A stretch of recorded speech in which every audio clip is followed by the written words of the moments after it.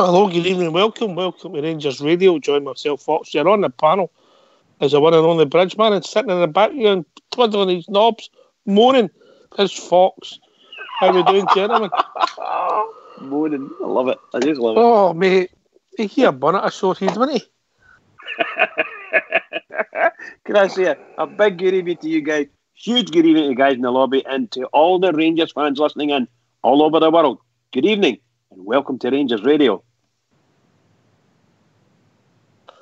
Yeah, he want mate. I want to. He's got this public persona, happy-go-lucky.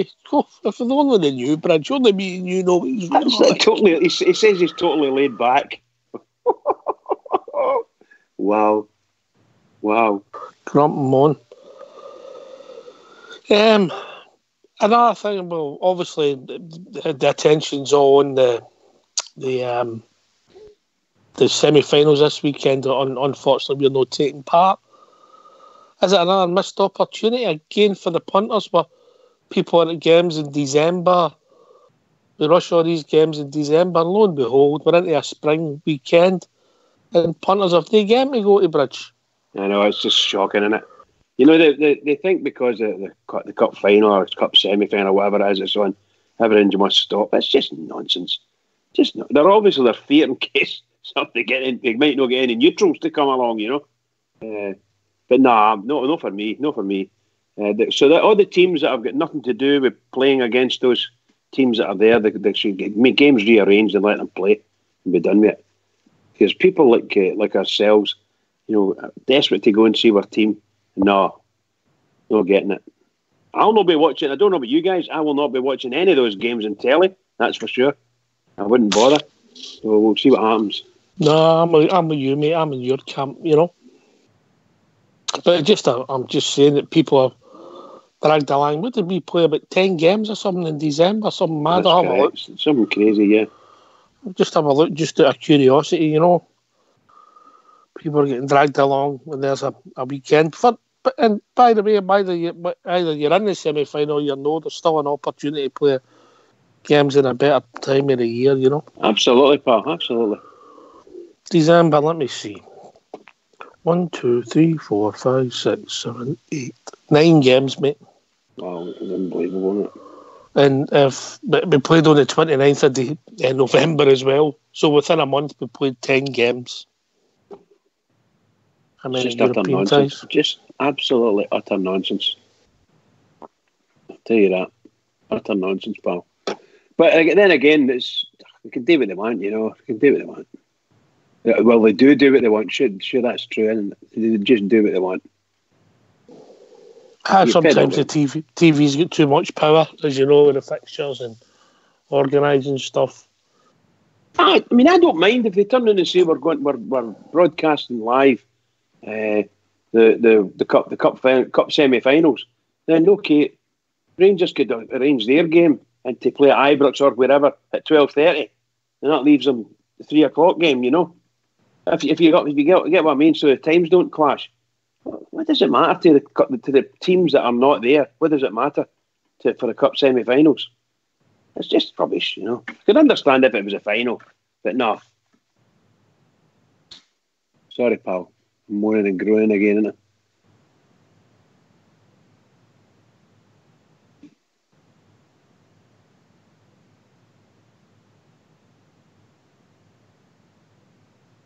We're just bitter and twisted, Bridge, because we've no game at the weekend, plus we're not in the semi-finals either.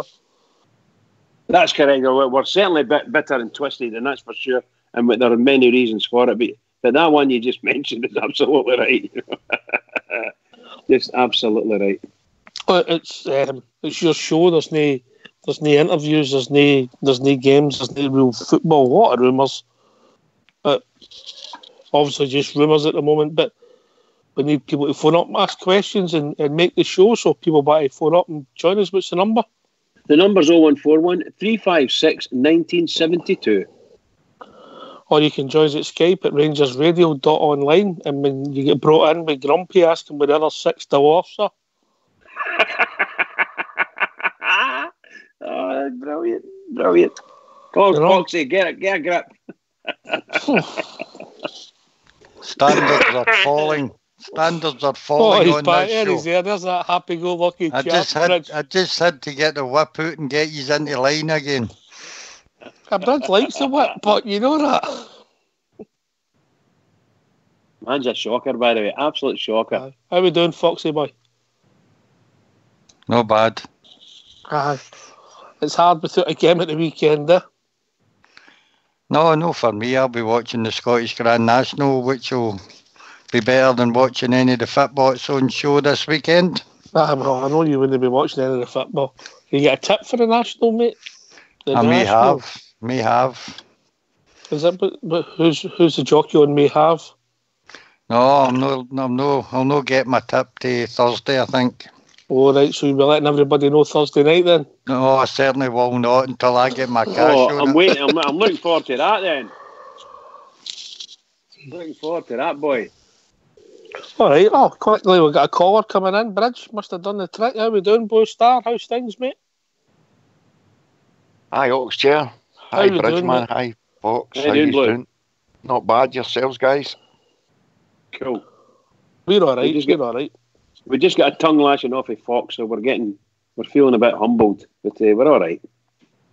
I was listening to that interview that the media had with Super earlier on. I wasn't very impressed with what he was saying about Alfredo, but I suppose we're on. What was he saying? I've not seen it, mate. What was he saying?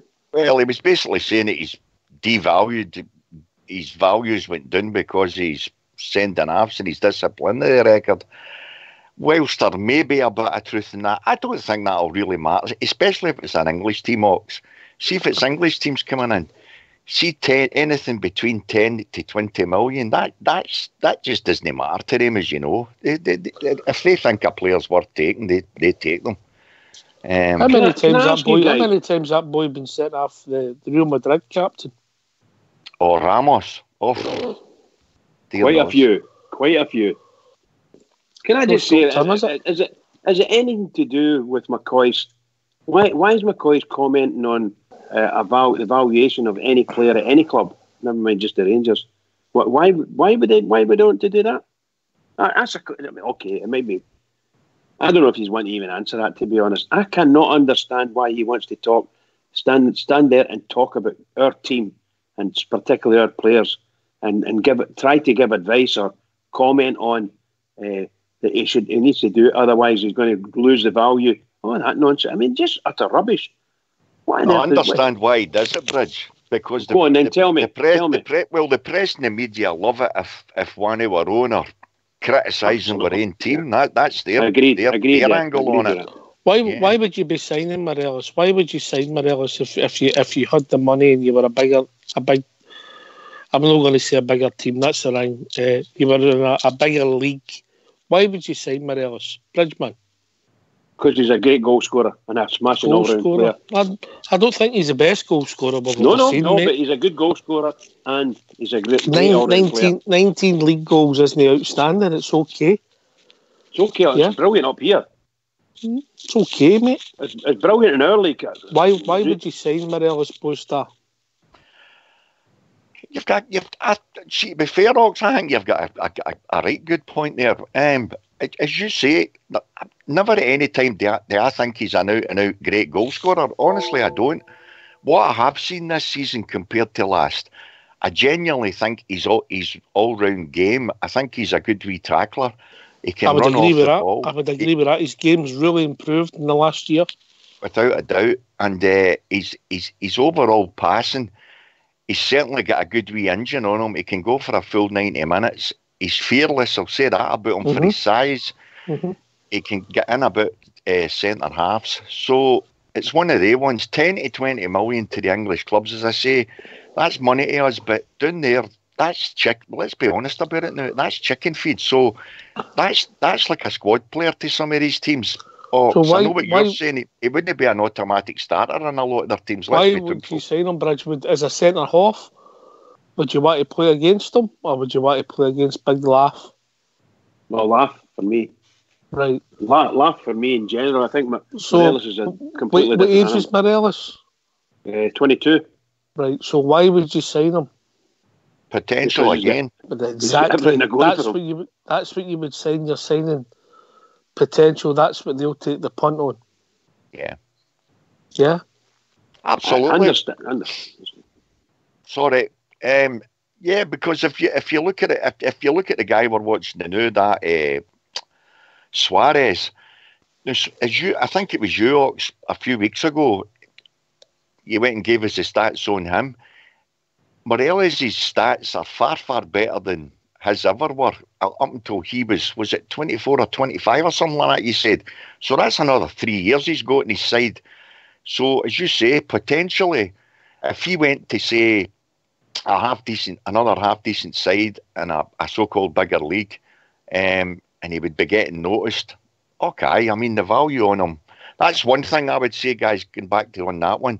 See, if he goes, we've got to make sure that we've got contingency plans in his contract so that we make money if he moves even again. Definitely. There's a lot of things. I don't think you'll go this summer, mate. I don't know why. I've nothing to back that up. It's just I've got a gut feeling I've got. I just don't know. Again, it's down to if anybody comes in with what they come in for, you know. Well, I'll rephrase that. He could still be playing with Rangers in September. There you go. Oh, he certainly could be, yeah. But that doesn't mean he'll necessarily be a Rangers player. No, I know that. Well, that's the thing as well, Ox, isn't it? We've got to make sure that if he went like late on, that's leaving us less time.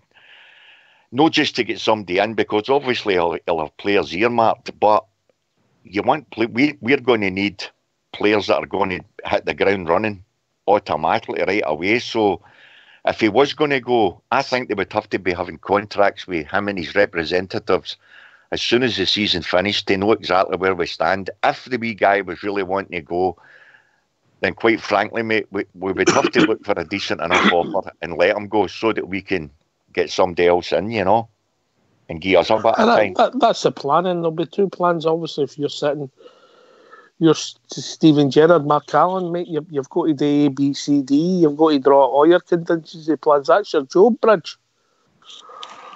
Absolutely, yes. You've got to be able to make your contingency plans up and get on with it. If indeed Morelos does move on, which, by the way, I'm under no illusions about Morelos. I think he's a top quality centre forward, and he's a marvellous player all round for me.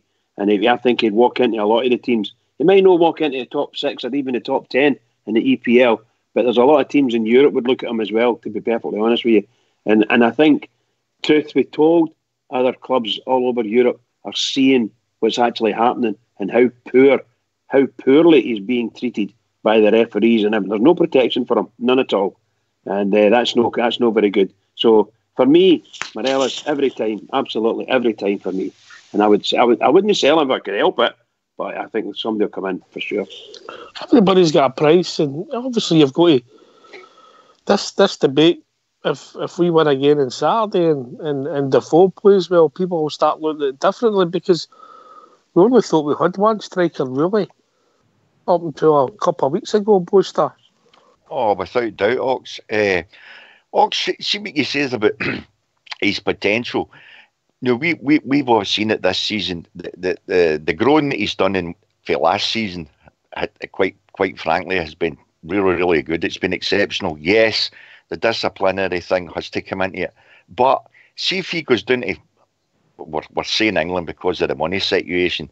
If he went to England, Ox, he's not going to have all the massive centre halves tackling the same as what he does up here. And the reason I say that, you say to yourself, well, no matter what league you're in, if you're a striker, you're taking plenty of fouls. I get that, but the amount of Englishmen that have came, especially to our team, in years gone by, they all tell you the same thing. They have far, far more time on the ball down there. That would only be great for that wee guy at the same time. Do you know what I mean? So if he's made potential, if he's grown potential up here in a season for last season, which we know undoubtedly he has, what on earth would that do for him if and when he does go down there? You know, it stands to reason. You have a really great point. But assuming he's gone to the English league, but maybe he might be more suited to the Spanish league, mate, because the language. That's an easy option for him. Absolutely that way, yeah. I just think, playing-wise, Ox, going for what he's done in Scotland, see, to be honest, it's only my opinion. I think he's tailor-made for the English game now. I really do. And I'm going with that. I'm going because the nearest I see him is Suarez. What level? I think he could make it in the Premiership. I really do. Even with a so-called, I'm only using him for example, say a Leicester or something like that. If he goes to a top six side and he goes to a team in the bottom half of their league, I think the wee guy will score plenty of goals. I honestly do, because I think he's running off the ball is great. I think his all-round game has went on leaps and bounds. And as I say, down there, you'd undoubtedly get more time on the ball, and it would suit him. All right, Bruce, I was thinking that Southampton, for instance, are the type of club that are always on the scrounge looking for players, you know, and he might just fit right in there because they like to play kind of long ball as well, you know. Yeah. So I think he might fit there. But I think I said to you earlier on, I saw a wee story about Arfield being looked at, or shall we say, being thought about by Southampton. So I'm not 100% sure, but that's the type of team. Don't believe everything you read on the internet. Not, of course not. I mean, remember, I've read your profile, Bridgeman 25.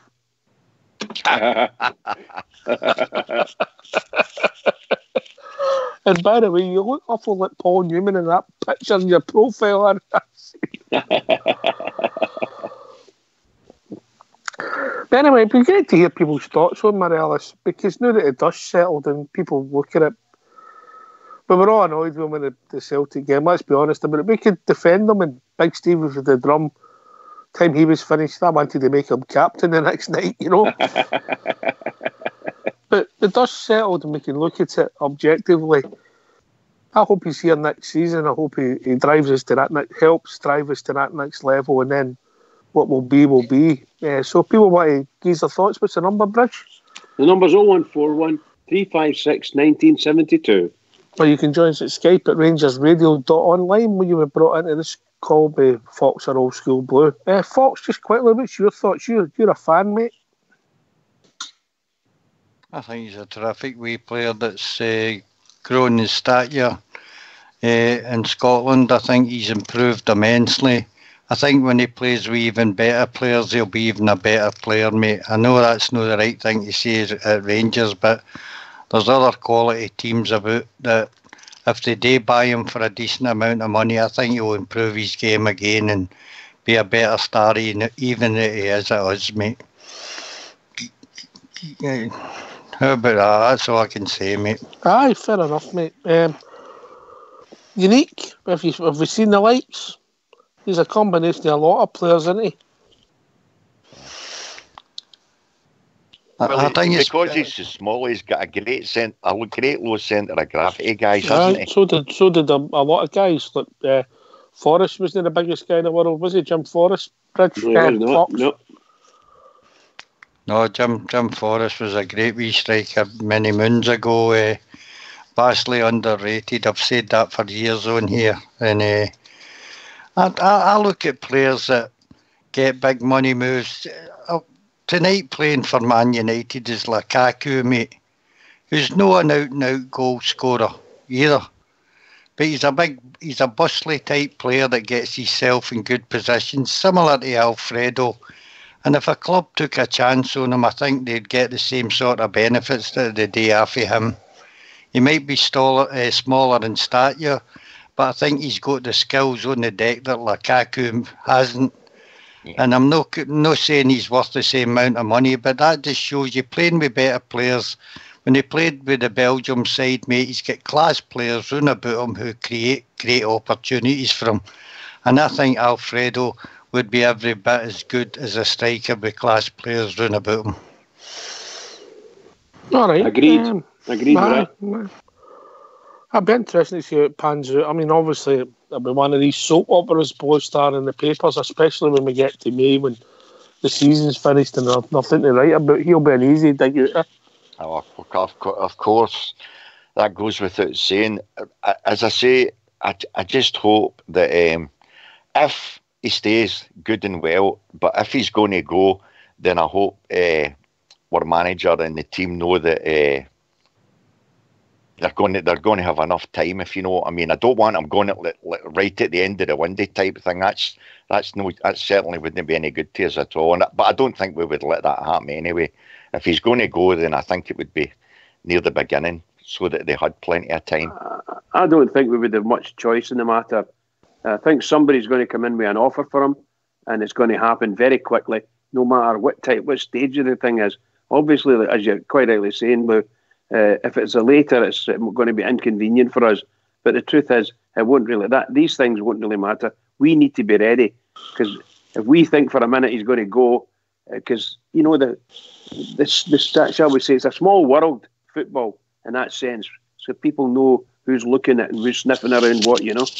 And I'm sure they'll get word. So what might be a big clue, Bridge, European ties. I don't know when you become cup tied, but is if he starts playing and becomes cup tied for a certain level, that might be a clue. Yep, could be. Could be, pal. I don't know why I've just got a funny feeling he'll still be playing in their jersey come September, Blue Star.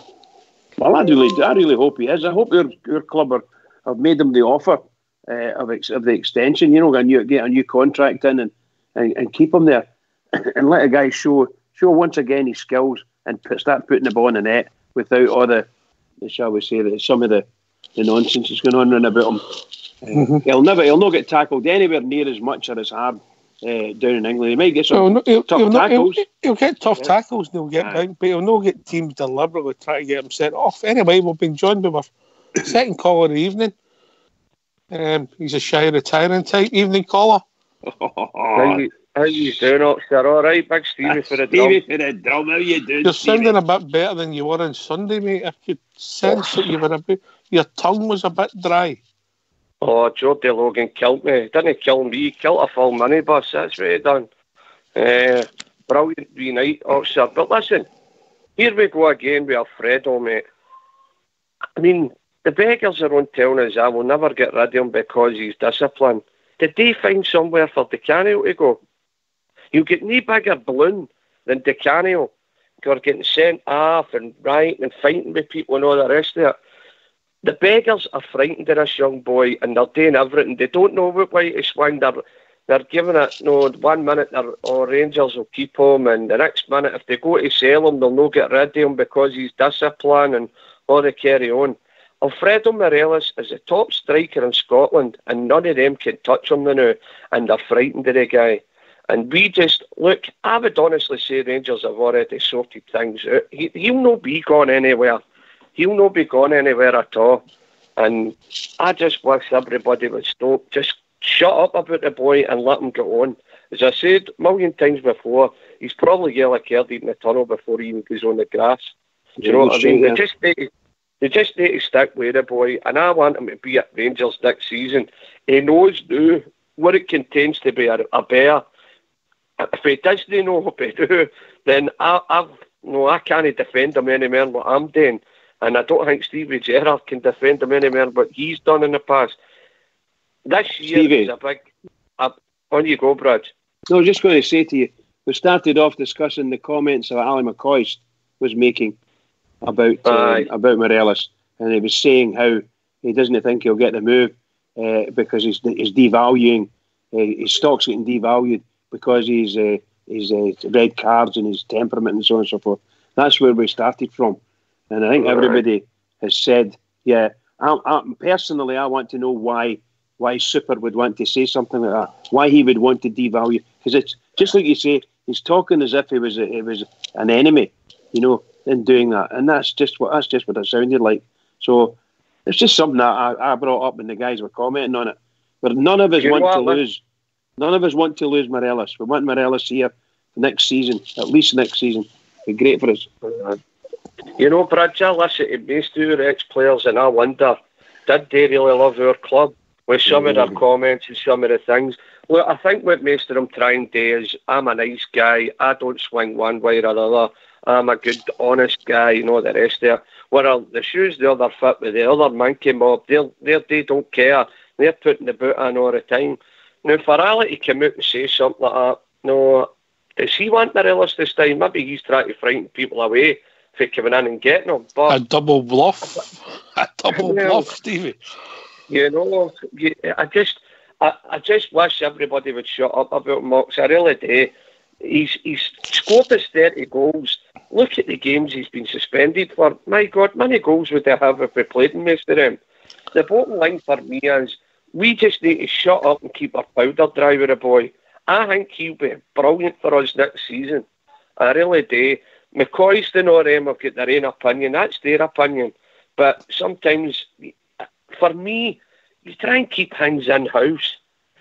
All the experts should be trying to keep stuff in-house. And if that's what he's coming out and saying, well, it makes me wonder what way is he doing it for? Is it a double bluff, as Oxter said? Or, you know, it's, for me, I'm just bewildered with some of our ex-players, the way they talk on the media. You know, I really am.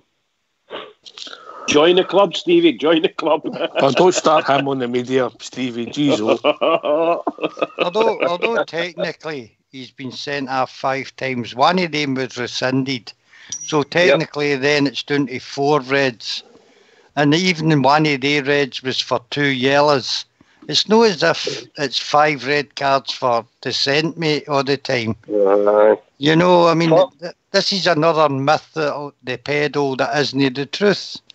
Yeah, that's correct.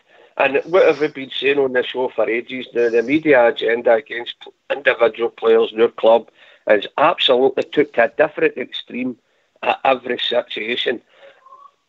Me personally, I just think, well, how are we going to combat this? And the one way that we can combat is just stay silent. For our, you know, I know maybe that's not what a lot of people want to hear. You want to go out and challenge it and everything else, but challenge it to who? The top of the trees, all that division, SFA, right through to your media, it's siding with them. By the way, Fox, you said a brilliant thing last night, and I actually got up out my foot and applauded it. What, you're joking? See, Rangers, they should have... Oxford, honestly, I applauded it. See the media, the social media, you've got this show, you've got CJ Novo, you've got Follow Fort, you've got all these different, and they should be geared everything about Glasgow Rangers first before any of the outside media get it, BBCs and STVs and the papers and all the rest of it. He said they should have a wee presser for our own boys first before they get it. And by the way, I applauded that last night. I thought, what a fantastic idea. And I hope that goes somewhere, and I hope the Rangers stay there. Because see like this show, and guys like CJ Novo, they deserve to know about Rangers first. And that's the bottom line. Their own fans deserve to know first. That's the bottom line. Yeah, I think we all like that one. I'm walking through the door with a press pass, all Fox. You know. Press. I would buy a trilby for that and all. Would you get that on expenses, Fox? Or? No way. No way. Okay. I think it was a good idea, mate. I think Boswell's been sort of banging a similar drum for years about we should put more and more stuff out on our own site, you know.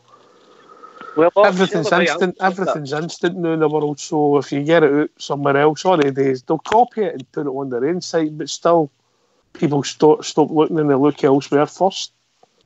Ox, the way I'm looking at it, everything's figures, isn't it? Everything's ratings when you go into something that's you watch it. Hits, isn't it? And see if all the Bears had their own social media outlets, you know, like CJ Novo on this show and all the rest of it, we wouldn't go into the watch. I mean, it's like Bridge watches that bloody BBC programme all the time, and he wouldn't need to go into it if he could go into one of the sites that we've got and watch the highlights on that, rather than giving them viewing figures.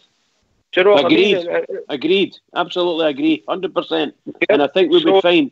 Rangers should have their own wee channel. Yeah. I think a lot of the deals, I think a lot of the people you have to speak to is because of the league tie-ups. But obviously, things are going to move on and that. That if you look at Barcelona and Real Madrid, I think they sort of do their own deals in Spain. And I don't know if that'll ever come in Scotland, but geez, all these parasites who try to kill us, they don't mind taking my blue pound, Stevie. Listen, they've been doing it we've funded the whole of Scottish football. You were talking about it last night. Yeah. We've funded the top to bottom, the blue dollar, they're quick at taking it, but I'll tell you what, every single... I mean, who could we honestly say out there, another team that would actually side with us if anything push came to shove on? None of them. None of them. You're right, Bridge, you're right. I mean, at one point I thought maybe Hertz would stick by us at some point, but they were quick enough to draft us like a ton of bricks too. But we know that we look for that. We don't want anybody help for anybody, but there's nobody out there that will side by side with us and see things the way we see it, and that's just the way it is these days, and it breaks my apple tart. But anyway, listen, boys, I'm up early doors tomorrow. I'm going to have to shoot the craw. Myra Hinley's went into a scratcher, and I'm going to shoot the craw here, all right? And all right, you steady. When is the award night for Rangers Radio? When is it? Oh, what? It's to be announced, but I believe it's a secret. Oh, dear, dear. It's to be announced. I can imagine it could be in the West End of the city. Maybe the night before the Old Firm game, Stevie.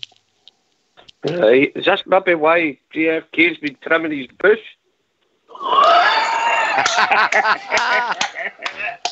I like it. Well said, Maybe. Stevie. Maybe. He'll need to wrap back. He's going to end up ruining elastic these George Underwell early. Well, that's the numbers. But listen, boys, I've got to shoot the craw here. I love every one of these. And again, it's a great platform. And I mean, I will never, ever phone Radio Snide when this is on the go. Do you understand? And see what Fox did last night? I really did clap that.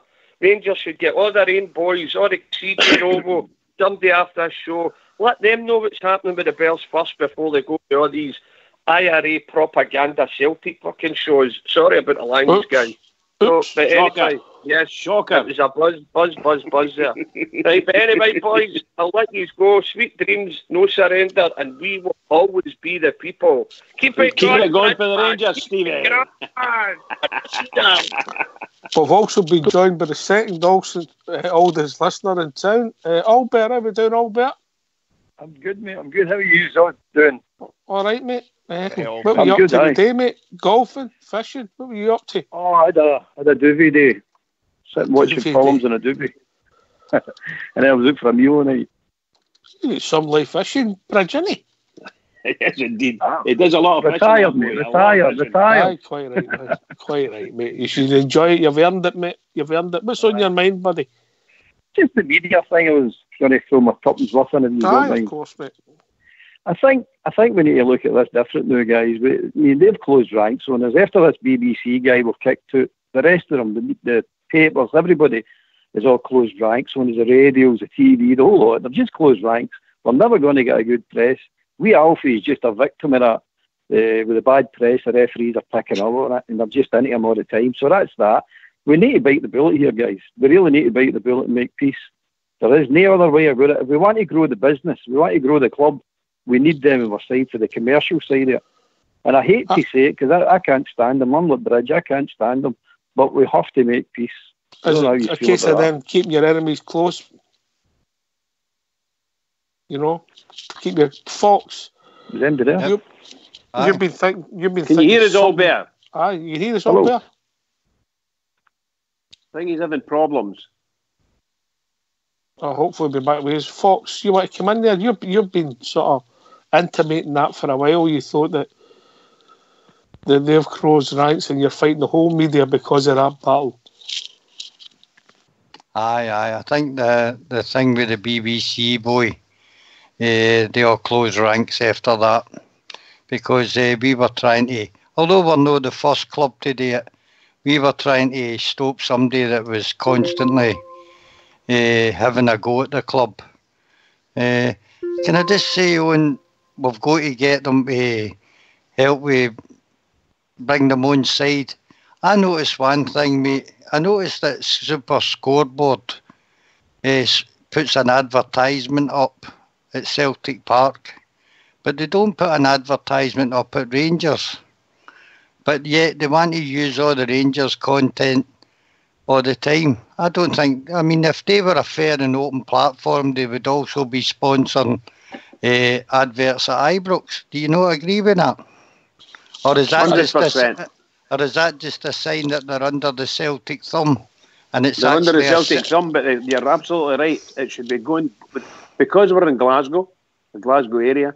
There's two major clubs here, but they're only one. So we know fine well who they would favour. Everybody knows it, and it's tragic. As Albert just said there, and we've been saying it. I've been saying it for a long time. We need to either get rid of the BBC out of our lives. And that's my preference. Get rid of them out of our lives. And I don't know how our board are going to do it. They might be hamstrung with contracts and so on and so forth, which we're no strangers to, I must admit. But somewhere along the line, all of our fans, myself included, either need to stop moaning and just ignore them completely and take some guidance for the club on that. And if that's the case, then Rangers need to do everything they can to get them out of our life, contractual-wise. We don't want anything to do with them, and that's the truth. But Bridge, in the real world, we can't get rid of them. I mean, I'm saying that we might not be able to do it because of the contract. We've got to bite the bullet. We've just got to bite the bullet. That's what I just said. No, we might not. I don't agree that we need to bite the bullet. I think that playing devil's advocate, Bridge, where's it getting us? It's not going to get us anywhere. What's the point of taking that on a fight you can't win? No, I'm saying that it's up to the board. Well, how can I say this? We can accept the status quo. We just need to accept the status quo and ignore them. That's maybe what they need to do. So maybe if the club come back and say to the fans, look, we've got this problem because the fact that every AGM is getting brought up and they come back and they say the same thing. We're trying to talk to them. We're trying to talk to them. No, they're not talking to us. It's as simple as that. They have got the high ground, much like Albert's saying, because everyone's on their side and the whole of Scottish football is with them. All the media and all the press. Right. Think it this way. Right. Peter Lywell, after 2012, or just before 2012, Peter Lywell realised quite quickly there is only room in Scotland for one big team. So I'm talking about financially sustaining. There's only room in Scotland for one big team. And he's went out his way to make sure it's going to be them. There's no doubt about that, mate. And the way he's went about it, 2012 happened, the financial collapse, Rangers get into their problems, and that was a golden opportunity for them to take over and stamp us down, and he took it to the limit. And part of that is political, media, financial, the whole gambit, mate. Now, what we are doing here is trying to fight too many battles. We've done it in 2012. We're trying to fight too many battles at the one time. What you need to do is line them up and fight your battles one at a time. But as Ock says there, you're fighting a battle with the media that you're never going to win. Think it this way. See if you go to a club and there's a comedian up there with a mic and you want to give him dogs abuse. You're going to give him dogs abuse, but he's always going to win because he's got the mic. Now swap the mic, the people with the mic for the media, and swap the audience for the Rangers. We're trying to shout them down, but they've got the mic. They're always going to win. We're never going to get anywhere. But I'm thinking for a financial point of view and growing the club, you need them. There's no getting away from it. And you need them, and you need a good press. I.e., look at what's happened to Alfredo. They're talking about, he's losing value. So if that's true, which I don't think is true, but if it is true, they're going out their way to report him as one of this big bad wolf. They're actually trying to report him as he's harder and worse than the whole of the Motherwell defence, the whole of the Aberdeen defence. I mean, that's what you're talking about. This boy getting these bookings and this sending off. It's a lot of garbage. We know it's a lot of garbage. Worse than the whole of Scotland. That's exactly, Bridge. And this is media driven. So you need to say, hold on a minute, what's this? Because they've closed ranks. They're never going to give you a decent bit of press. Look at all the good stories that's happened to Rangers in the last year or so. They've twisted them into bad stories, and you're going, what's happening here? Now, you can't tell me that's no intentional. That's all intentionals. Lywell's sitting back loving it. But Lywell's sitting back and loving it. You look at that Lee Griffiths and all that, what they got up to. Forrest for exposing himself twice. They get away with effigies hanging for their stadium. What's the bad publicity they go out of that? Nothing. Absolutely nothing. Barely get reported. Rangers drop a crisp quote in the page. One of the Rangers supporters drop a crisp quote in the Paisley Road, man. It's front page news. You can't win. You've got to bite the bullet and make peace with these people. I know it's still going to stink in all our throats. So you need to do it. Can I play devil's advocate in my way? There is never, ever, ever going to be peace with these people. No matter what happens, we can go there and we can accept. We can go there and we can accept McLaughlin back into Ibrox, and I don't understand why we would, but we could. And the BBC will come back into Ibrox and they will do exactly what they're doing now. That ship's sealed. That ship's sealed, McLaughlin. I mean, there is a lot of politics involved. Anyway, you two had that fault. It's yes, indeed. Yes, indeed. We've been joined by a caller and George. George, how we doing, mate? How you doing, boys? All right? All right, mate. Sorry about last night, mate. I don't know. You on your phone? Aye, I was. I take the boy on the phone if you want first talks. All right, mate. No, he's not on the phone. He's on Skype. Evening, caller. How you doing, Ox? How we doing, mate? All right. Let everybody know who it is. It's your friendly neighbourhood Stardog. Who? Your friendly neighbourhood Stardog. Star, how we doing, mate? You've been on for a while. I know. Mere Wayne's in the Waltons, me. I struggle to get on. Well, there's a way to solve that, isn't there? There is, so aye.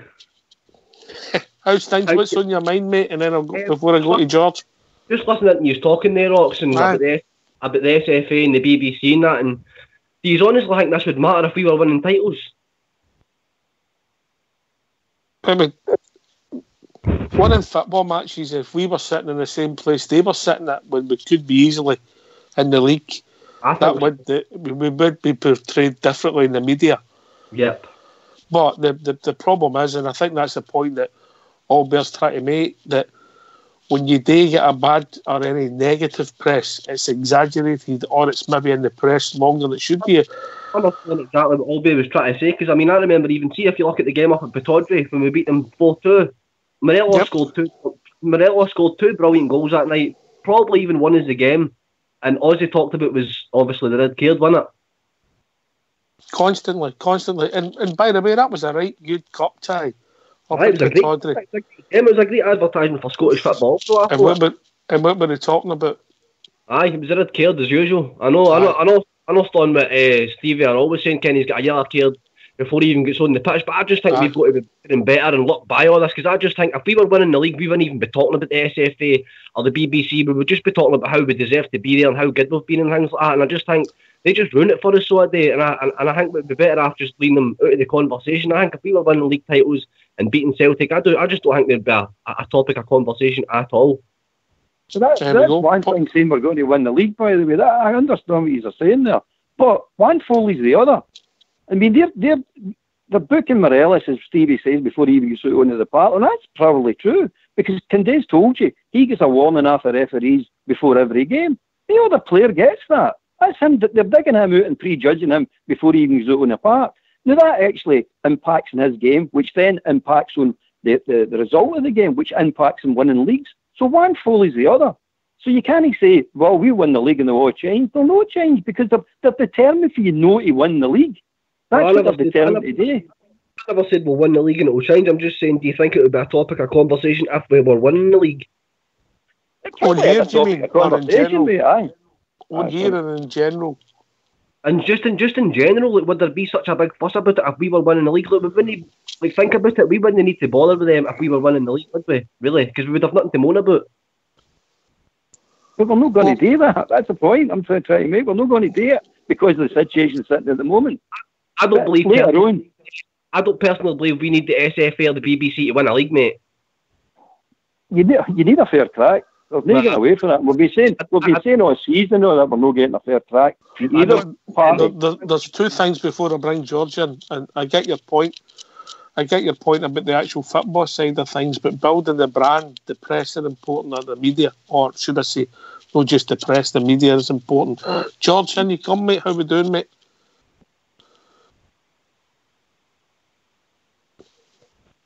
George? Come on, George. Hi, Ox. How you doing? All right, mate. What's on your mind, mate? No, I hate the conversation about the BBC, because see, sometimes, Ox, I hate them all. There's none of them I like because none of them got a good thing to say about our club, BBC, Snide. Not one of them. But I hate the conversation because I feel maybe people don't want to hear this. I don't think it's a battle we're ever going to win. We're going to end up hating ourselves and everybody's going to argue amongst ourselves because it's at the end of the day, I think the BBC. I feel a bit sorry for guys who haven't got Rangers radio, who haven't got Facebook and things like that, who can't now listen to Rangers games live on the telly, live on the radio. Sorry, because of the problem with the BBC. I think that's a big problem in Scottish football. Older guys that just didn't understand what's actually happening to the BBC. I think, in all honesty, people won't want me to say this. I think we need the BBC at Ibrox. I think we need all these things at Ibrox to get us back to where we belong and things like that. I don't think the BBC need us, and they've proved that in the last couple of years. I think we need the BBC, and that's my honest opinion. See, barring folk at Ibrox and things like that, it's done absolutely nothing, Ox. It's proved absolutely no points. It's been a battle, becoming a war, and nobody's got to get in. I think we're going to have to get round the tables and actually talk it out. We didn't like you didn't like us. You're going to have to start putting our games on the radio for the boys. Maybe we can get Theresa May in to sort it. Oh, sir, can I come in there? On you go, Buster. Did we have problems with the SFA or the media whenever we were winning titles? As soon as wasn't very pop. Remember was it STV shopped him? Yeah, but what I'm saying, Ox, it was nothing to the extent they were probably 90% still behind us, weren't they? Most of our press was all good press. It was about what the Rangers were doing. The political landscape has changed in Scotland since 1997, mate. That's what I'm saying. So the only way you can combat that is simply what the guy's saying there. And I hate saying it, but it's true. We can't fight fire with fire. You're never going to get them on side. The only way you can beat them at their own game is with Rangers football team winning on the park. And eventually that would all calm down. 100% it would, because they then look at the Scottish champions and they know that they've got to have them on side. That's the way it goes. We've got to start winning on the park. Can I answer Stardog's question when he said if we were winning leagues it wouldn't matter? If you take an example of the weekend game, mate, where we played very, very well, and all they talked about was how bad Motherwell were. If you go back further than that, the game we got the 4 penalties in, it's as if we cheated to get 4 penalties. I understand that, Fox, 100%. You know, and 100%.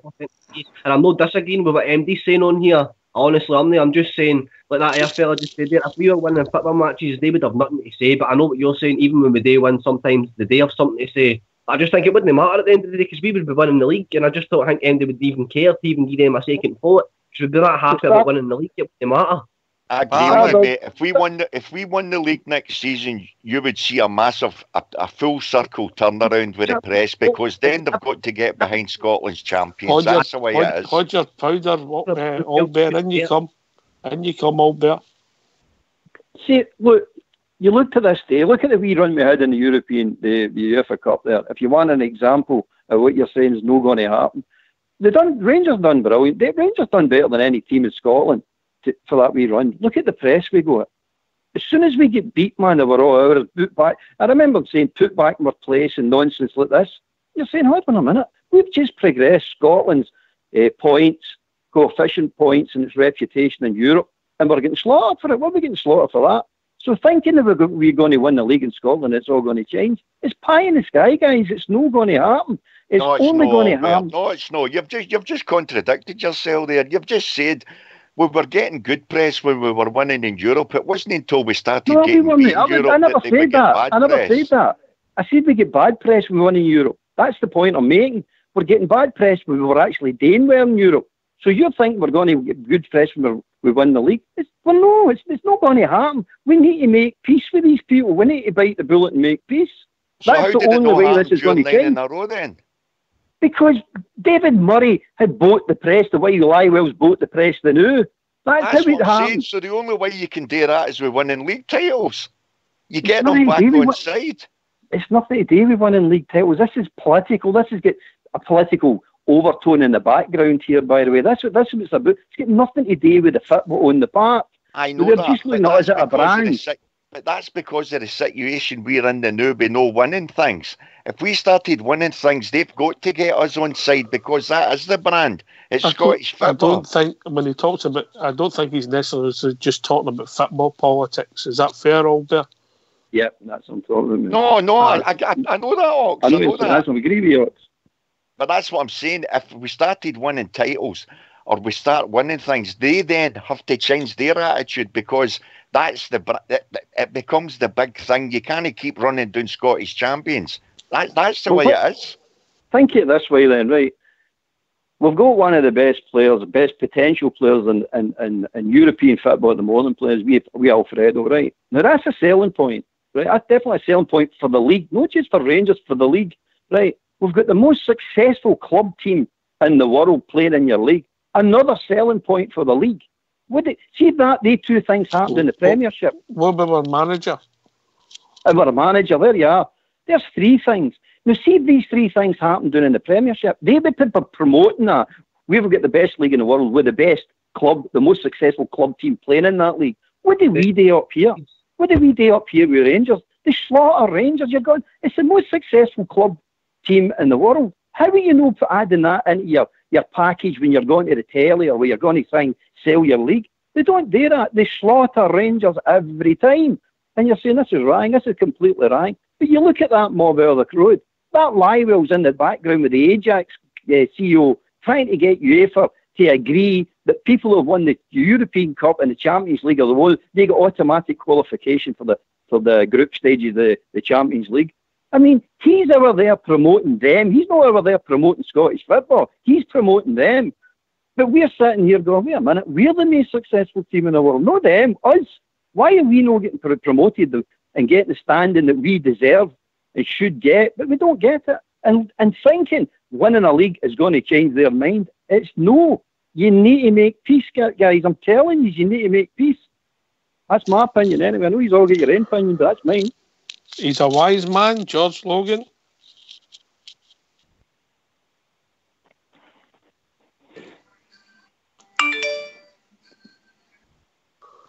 Bridgeman's fell off the chair. No, I'm here. I'm sitting here, pal. I'm sitting here. I thought you were on George to come in. No, George. I think George is doing a bridge. Okay, pipes a piece. You got a big pipe piece. You'll find it hard. I was talking for 5 minutes here. By the way, you doing a bridge, were you? On you go, George, and then Bridge will come in. See what you're saying there about Lywell, by the way, promoting. He's not promoting Scottish football. He's promoting them, and that's absolutely bang on. That's, I think, the point he was actually making there. If you get to the summit of Scottish football, you can do the things. You can get into bed with other people and you can organise these things. He's taking the chance and he's promoting himself, and that's maybe what we're talking about here. If we can start winning leagues in that again, we can maybe get to the points and get to these meetings and get our feet under the table and things like that, and maybe try and look out for number one Ox. But see, now we've got to try and get people to think the same way as us and things like that, and that's what happens when you're no winning league titles. When you're winning league titles, you've got a wee bit more of a bargain to go to all these other clubs with. I think that's what he's actually trying to say, and I think that's bang on, by the way. Of course you have, George. Look at the Champions League, Ox, for starters. Who was one of the main instigators in starting it? It was Campbell Hogan. Exactly, mate, exactly. Because we were at the top of the game in our country. Therefore, we had the voice, and that's what Lywell's got to know. He's got them all clambering and yes, he is promoting them, but we done that when we were at the top. But let's not kid ourselves on here. You only get somewhere whenever you're winning. That's the facts. And if we were winning, let me tell you, the BBC and the STV wouldn't have belonged and been back on side. Yes, we know there's the other side of it. But then they would curtail that because they would have to, because then we would be champions of our country. That's the way it is. We had it under 9 in a row. We were the top dogs. And they were clambering out themselves because Glasgow, Ibrox was the place to be during the Champions League runs, etc. And if we got back to that, it would be exactly the same. Exactly the same. Well, listen to this one. The BBC's never going to back down. I'll tell you why they're never going to back down. And the rest of the press are not going to back down. For the simple reason that you banned that journalist. If they back down, they'll say, oh, that's you controlling the press. That's you actually denying the freedom of the press. We've got the right to go and say what we want. Now, if they back down now, that's it. They know they'll never get hold any respect for anybody again. So other people start banning them. They can't lose this war. They know they can't lose this war. And they're not going to lose this war. I'm telling you right now, they're no. We need to get smart here, guys. We need to bin all this hatred and this. Keep it under your belt. Think about it and remember it. But bin it. It's not doing the club any good. It's not doing us any good. I'm not disagreeing with you on that. I totally agree with you there. 1,000%. What I'm saying to you is, though, at the same time, the only way we have a chance of getting anywhere is by winning things. When it comes to the press, no, I'm not disagreeing with you. You can't win against the press. You can't.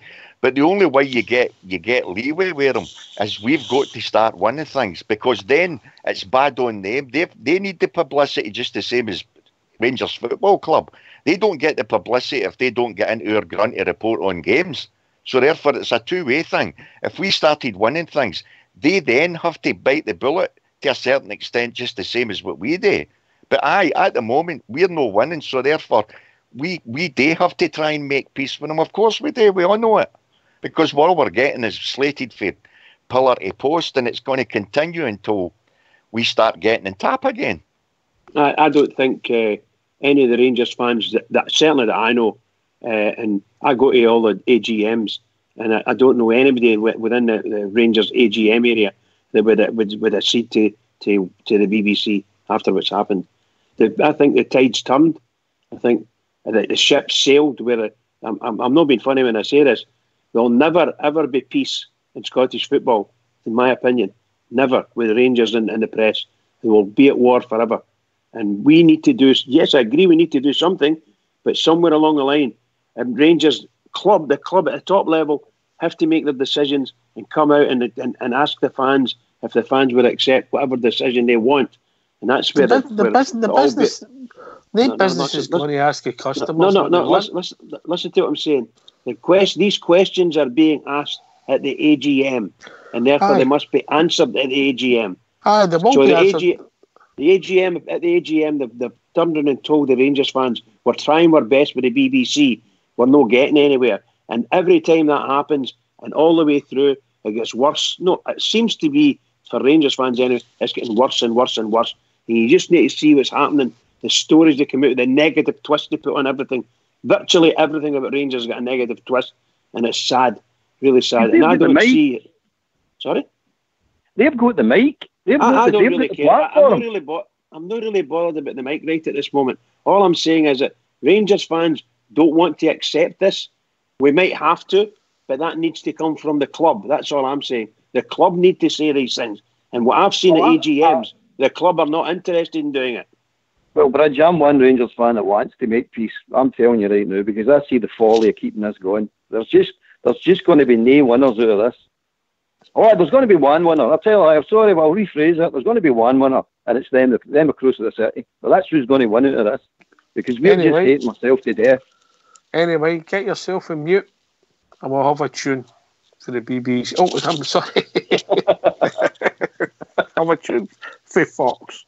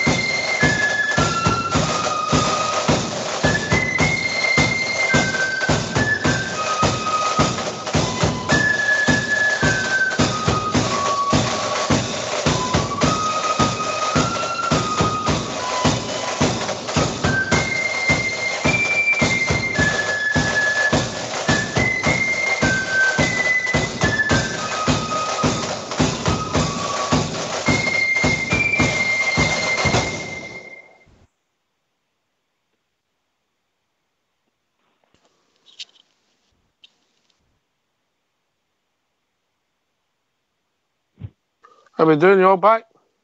Yep. I'm back, right? Back in. Right. Right, let's I'm move back. on. I've just managed to sit down now. Don't get iTunes on Radio Clyde or the BBC, do you?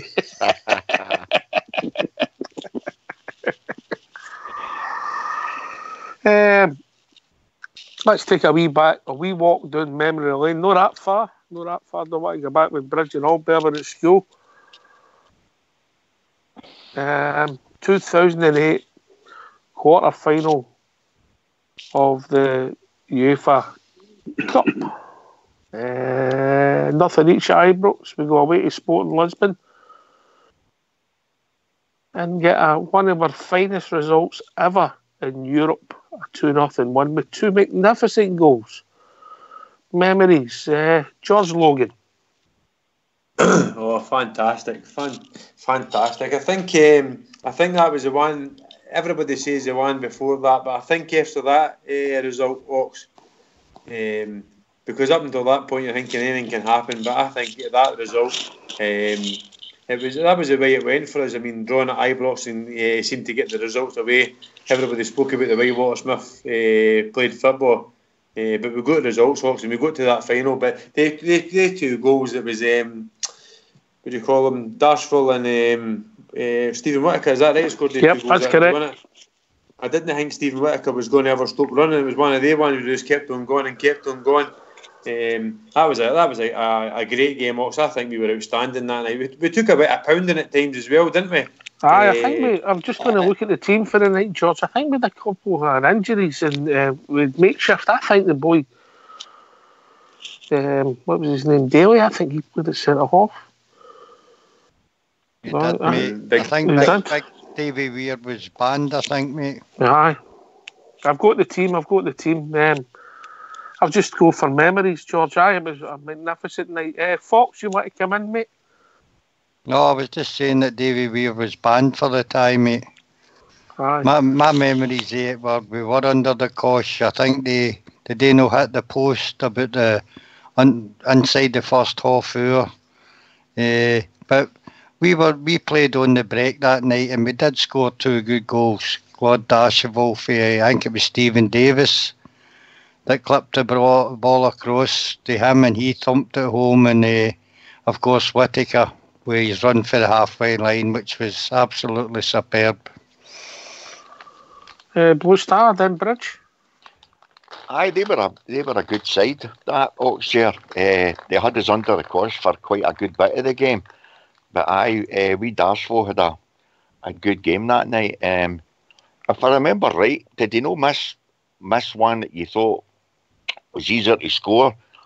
But they were a good side, and we done well to beat them that night. It's quite apt, I think. Obviously, when we got to Barcelona, we played them as well. Albert. Oh, that was a marvellous night. The Sporting Lisbon result. Oh, I tell you, aye, fantastic, absolutely fantastic. What I remember, I don't remember the first goal. I remember Whittaker's goal, but I can't. Don't Fox mention it there. I couldn't actually remember the first goal. Mate, all I do remember that night was behind the couch and looking through my fingers. Know what I mean? Because they pounded us. They absolutely pounded us. But hey, when we'd Quell on the team, we'd some defence. Absolutely brilliant defence, man. It really was outstanding. But that Whittaker goal, I hate to say it because of what the clown done to us, but that was some goal. That was some goal. As the guy says, he kept running and running and running. You're going, pass, just pass it. I passed it all right into the net. I always remember thinking, run to the corner. Was that no late on? Was it late 92 minutes or something? Oxford? That's right, wasn't it? We needed two goals to beat us, and I'm thinking, run to the corner. Star Doug. Aye, 2008. That was probably the best year of my life. So Rangers fan, to be honest with you. That game was mental. I just remember Stevie Davis trying to nearly breaking his legs to get that first ball and to zip it back in for Dartsville, and then the second goal just came out of nowhere. So it did, like, Whittaker, he got the ball, and the next thing he's at the halfway line, next thing he's the edge of the box and he's scoring a goal. So one of the best memories of my life as a Rangers fan anyway. Definitely the best year of my life as a Rangers fan. Oh, you'll get better than that, mate. Get yourself on mute, and we'll hear for the gaffer that night, the one and only Walter Smith. On then to Sporting Lisbon. Again, the 0-0 draw here at Ibrox, but going away and 2 fabulous goals on the break from Jean-Claude Darcheville and then Stephen Whittaker late on. Sporting Lisbon, they came and played some good football. We actually, the game at home, although it was 0-0, it was one of those games that wasn't a kind of 0-0 type of game. There was a lot of good football played. There was a good few opportunities created by both sides, and from memory, it was a good game. I can always remember saying to yourself that I enjoyed that match, and it was the same over there. We managed to, whereas at Werder Bremen we were pinned back for most of the game. In Lisbon, we managed to get ourselves upfield and have a good few opportunities, throughout the game, and played well. And long spells of that match, kept good possession of the ball, made sure that we were getting forward. So in the end, I don't think anyone could say in that match that we didn't deserve to win a game. We played well in that game, far better than maybe far better than Werder Bremen allowed us to do in the previous round. So we were gaining a bit of confidence, and that helped us. The one in Lisbon certainly helped us. The Stephen Whittaker goal was incredible, but when he picks the ball up on halfway line, what do you really want him to do? Obviously, he went on to score a fantastic goal, but would you rather maybe he just kept possession? No. I mean, when you look at the goal, it's one of those ones where you're watching him making progress out of the field, and you get there when you score it. It's fantastic. I mean, it's great, but as the game was going on, Sporting Lisbon were starting to realise, they have to push forward to try and get a goal because of the home team. And Stephen's goal was the type of goal that, if you're the team that's sitting back slightly forward, you can break away and get that. You're always looking for that circumstance, and we got it. It was a great goal, and I thoroughly enjoyed it. So that night was the first night where, after the game, you began to have a realisation that there's a possibility that you could reach a European final. And that had never really occurred to me before. I never thought that we would manage to do that. But after that night, I began to say to myself, well, there's an opportunity here to maybe get to a final, which for a team that was in its first year together would have been a fantastic achievement.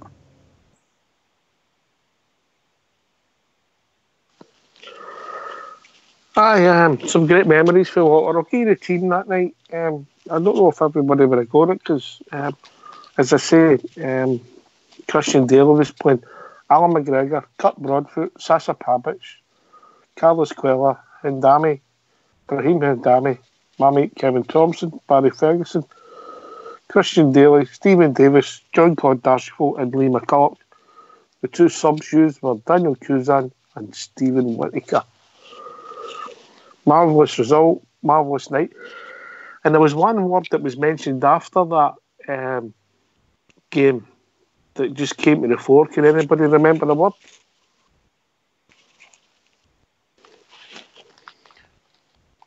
Anybody? No, you've got me Yorks. Manchester. All of a sudden, people started saying Manchester. Manchester. Can I come in on that, Oxford? When you go? I was interrupting George there. Sorry, George. On you go, Bridge. I was going to say that I thought the Stephen Whittaker goal was one of the greatest goals that Rangers had ever scored. I mean, the guy took the ball off their forward or their midfielder. He took it off him easily 15 yards inside our half, and he ran the whole length of the pitch and put the ball in the net. I mean, it was just wonderful. What an ecstatic feeling that was. Oh, marvellous stuff. Great goal. And much as I hate him, it's been said earlier, much as I dislike him for what he's done to Rangers, that was some goal he scored for us. Fabulous. Marvellous goal. But at the time, when he scored, it was just pure relief because you're always looking, and as Albert says, they needed 3 goals to get through. When we get the away goal, 2 goals to get through. So the time you're watching the clock, and it wasn't. I remember just the relief, but thinking that what a brilliant goal when I was watching it, where I was watching it, and then thinking we could get to this final. Where is it? George, in you come. Aye, well, that's what I'm saying, Ox. The game before that, I mean, you're just talking about getting through the game and trying to win, not even win the round, just win the actual game and things like that. The Werder Bremen game and Panathinaikos. I think the games before that, you're just wanting to win the game, win the tie. But after that one, I think that was honestly the one when before anybody actually knew, it was like, this is actually happening. And it wasn't the semi-final, it was that game there. It seemed to be just got everybody's ears just started to lift as soon as that one went in. But that goal there in particular, Bridgman saying is one of the best. I was thinking myself there about Whittaker scored another one, but did Alan Hutton though score a goal similar against Stuttgart? Was that the same season, Ox? Was it the season before that? That was the Champions League that season, mate. It was Charlie Adam that scored the goal. It was Charlie Adam that scored the goal. Charlie Adam scored the goal, sorry, but Hutton done the run, that's right, aye. So, that was a good season. Aye. And you come, Star Doug. That's what I was saying earlier about Ken. That been one of the best years of my life. See the Champions League run and then the full UEFA Cup run. Like that guy was just saying, that Sporting Lisbon game. Like I remember like laughing, greeting, and just like turning around to my pal and Whittaker scored that goal. Saying to him, like we were actually brilliant. Like it was just one of the moments. So it was like nothing could stop us. Even the Werder Bremen game away, especially, they dominated us, man. But we got 2 kind of lucky goals at Ajax, and we were just brilliant that full year. I thought we were just so hard to beat. I think it's been one of the most organised Rangers teams I've seen. Anyway. They're one of the best. Like, it wasn't the best squad on paper, but as a team, they were just a unit, and they were actually. I mean, we beat Lyon 3-0 in the Champions League away that year and all. It was nuts. Aye. Carlos Cuéllar, you mentioned him before we go to Blue Star. I don't think we realised how good a player he was till he left us. Oh, he's a fantastic defender, mate. Absolutely. See me the stayed with us, man. He'd have been on the big board up the Marble Stairs. No, I mean, fantastic defender. He went too early, but he just went too early. I thought we should have kept him. He was a treat to watch, wasn't he? He was a treat to watch, wasn't he? Marvellous. What would it take to get him into the Rangers team now, by the way? What a difference.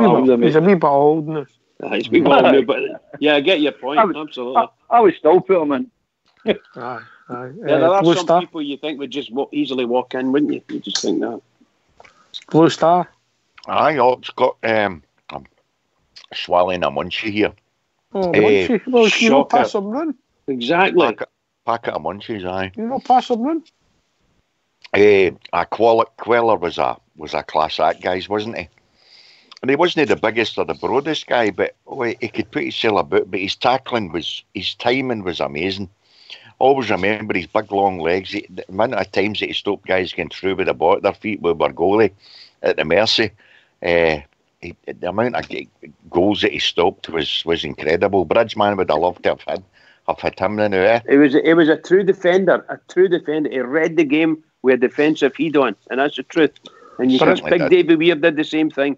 Marvellous. Said the cry was true defender. True defender, right? But aye, marvellous team.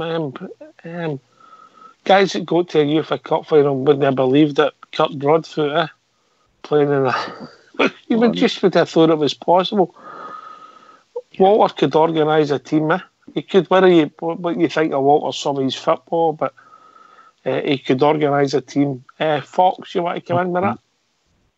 Aye, on talking of Carlos Cuéllar, I agree with Bridgman. His positional sense, his reading of the game, strong tackler, absolutely brilliant player. But how long was he away? Is a season or just over a season? Was it?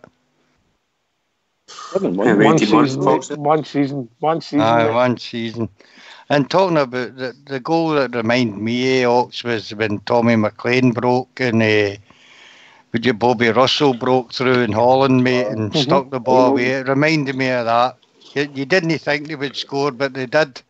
And that was what it reminded me of. One of the unsung heroes Ox in that team was Himdani. I loved him. I thought he was a brilliant fabulous player. Fabulous player. Big game player and all. He played in big games. Very effective. Especially in Europe, man, he was outstanding. He just knew how to play that game. No, I mean, it's nice gets players sometimes that can play domestic, but they're hopeless in Europe. He was the opposite way about. He was all right in domestic, but he was outstanding in the European games. He just knew how to play. Guys, when we think about it, that was 2008, yeah? And Broadfoot was playing for us. And here he is. He's a thorn in our side when he's playing for Kilmarnock. And that was 2008, this is 2019. So 11 years ago, he was playing and played well for us. And goodness sake, look at him now. Ah, God. It's not real. 11 years. Wow. Quite incredible. But, I mean, you've got to remember also for the people who's listening and maybe know as old or mature as some is on here, Broadfoot didn't play at centre back for us. He played at right back. He played at right back. He was a right full back, yeah. Right back. With Papasha being a big defence, Blue Star. Definitely. And they were hardy guys, Ox. You know, they weren't feared in the tackle. They were all strong human beings, physically and mentally. I mean, there's Papach. If you heard Papach getting interviewed, you always thought he was a bit kind of mamby, kind of pamby. But boy, was he fearless on that park. He was a real strength. He was a very unassuming player, but his stats were incredible. Papach. Quality player, eh? He definitely was. Yeah, very unassuming. As you say, he never ever gave the ball away, didn't he? No, every time he got the ball, you knew it was going to a Rangers player. Well, that's right. And going back to the one you mentioned there, Brahim and Himdani, as you say, guys, see in Europe, I don't think he very, very rarely ever wasted the ball, did he? His ball retention and the balls that he put through were fabulous. They really were. But it just shows you, I mean, we're trying to build a team now, and that team just shows you something that you've got to have certain players in there that go under the radar but are very, very effective. You don't have 11 stars. That's it, mate. You don't need to have 11 world class or stars, no? I mean, you just need to have that, as you say, a nice blend. You get the blend right. Stardog, you want to come in there? It was just like we'd just go to Stephen Davis. I think it was I don't. Did we get him in the January that season, or was he a summer loan signing? I just remember he was dead young and his work rate was just phenomenal. Ken, he was just a young player up and coming at the time and all, and his work rate was brilliant. So it was for him. I just remember that his work rate all the time, every try, his work rate was just phenomenal for him. Another class player. Some engine back then, man. Player. Absolutely, man. Brilliant, bro. Be honest, who would they go? Christian Daly was in the team that night. Anybody? No, me for one. I would have. I knew that Davy Weir was suspended for that game because I watched the game up my mate's house, Alec, and before the game started, I says, I think we've lost the rock for the middle of the defence and Davy Weir. And it would be hard to win there, but Daly came in and played well that night, mate. It's amazing how many times you can do that. You can bring a player in and put them into a good team, an effective team. Don't need to be world beaters, but an effective team who play well together and they can gel straight in. It's amazing. It's lovely to see, and that must have been the same time there with what Fox is saying. Because I didn't rate Christian Daly. I'd have put money on an Ox that Whittaker started at right back. I'd have put money on that he started again. No, substitute, mate. It's not you said the night he was a substitute that I realised, he come on, I actually thought he started again. Yeah, I would have said that as well. Aye, come on as a sub. That's how he could have done that wrong. That big, mad, long-busting run. Makes sense now. Aye, because he came on as a sub. The final. Aye, it must have been 60 yards around there. Easily. Easily. And you 60 come yards. start, Doug? Did Broadfoot no start in the final and all? Aye, he did, aye. Broadfoot started the final. Oh, that was a sad night, that final. Oh, don't want to talk about that. I don't know. I get chipped out. I get chipped out at half time with the Polish that game, I know. No surprised.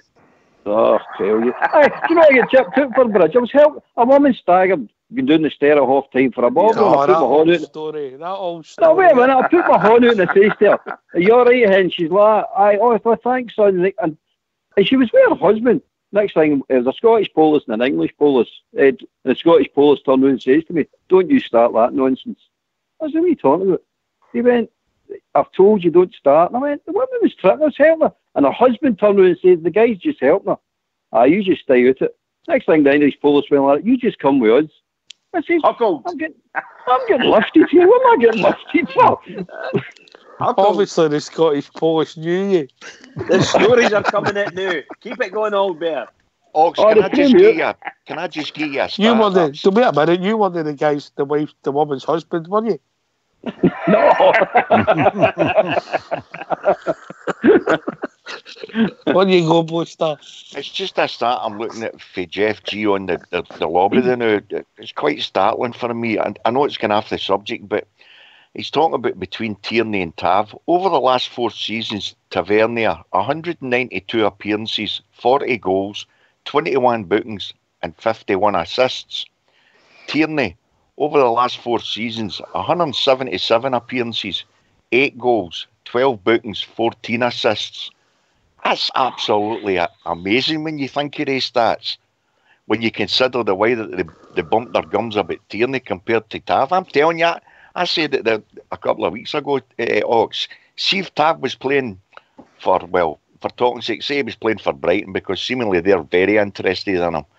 I'm telling you, he would have a great chance of being the England right back now. And I'm not joking because that's what they love, a guy that can go forward. Tav's stats are pretty incredible. Maybe if you depress on your side, you maybe hear more of that. Would that be exactly, mate? Exactly what we've been saying all night. Yeah, it's a good point. It's a brilliant point, mate. I mean, we had a conversation the other night there about Tavernier, how much he was worth, and I said 6'10". I think Ox said 46 or something. But everybody was shouting him down, saying no. I'm saying to myself, the stats don't lie, but they're bumming that boy Tierney up. And I'll tell you something else about that boy Tierney. If you've ever seen the highlights, now I don't watch their games. I mean, I don't watch any games. I'm not a football supporter. I'm a Rangers supporter. If Rangers are on, I watch it. If they're not on, I'm not interested in football. But anyway, I wait till their result comes in Europe, and how many times I've seen him getting ripped up for bum paper like that Tierney, and I'm going, what does everybody see in this boy? I don't see what they see in him. He's not the player. I'll tell you something else he's really bad for. Exactly what you're saying, especially in some of their European games. He's a kicker. He's an actual kicker. He's a terrible fouler. Whereas you watch Tav, although he gets booked in games, he's a bit of an enigma. We slag him some of the times because we know that he's maybe not the greatest defender in the world.